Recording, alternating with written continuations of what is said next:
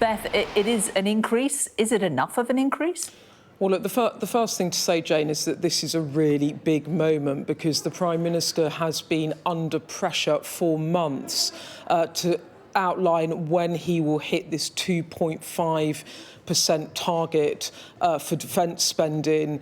He said he just wouldn't commit to even this Parliament, and now he has brought forward that timeline. He said that he will hit that target by 2027, and he made an additional commitment saying in the next Parliament, should he win a general election, that is, that he would increase that to 3% of GDP, and he's taking that money, 13.4 billion a year in additional defence spending. That money is coming from the international aid budget, with agencies putting out releases saying that they are shocked and disappointed by this decision. The Prime Minister said it's not one that he was happy to make, but security must come first.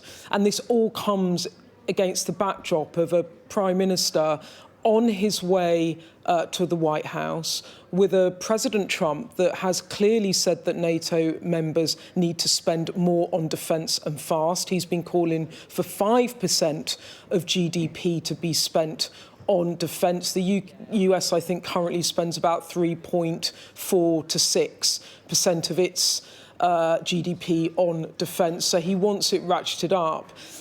And the Prime Minister really is getting ahead of that conversation and going to the White House now armed with that decision as he tries to persuade Trump to put in some real security guarantees to any peace deal for Ukraine to try and see off a Russian aggressor. So this is a really big moment. But as you said already, there are people saying it just simply is not enough. Ben Wallace, the former Defence Secretary, has messaged me while the Prime Minister was making that statement, saying this is a staggering desertion of leadership, tone deaf to the dangers of the world and demands of the US. Such a weak commitment to our security and nations put us all at risk. That's a former Defence Secretary saying simply 2.5% against the current backdrop of Russian aggression, and a US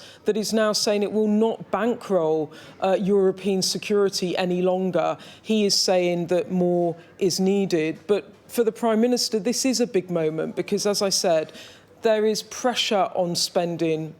We know that there are many things this government has promised. It's all predicated on economic growth. And he's made a decision there to say we've got to try and put the country's security first. I'm redirecting the aid budget. He said that NATO must be empowered. It is the strongest alliance that the UK has. And he says he's not prepared to pick between allies in Europe and the US. This is his offer to Trump as he goes to the White House, but already people saying it's not enough.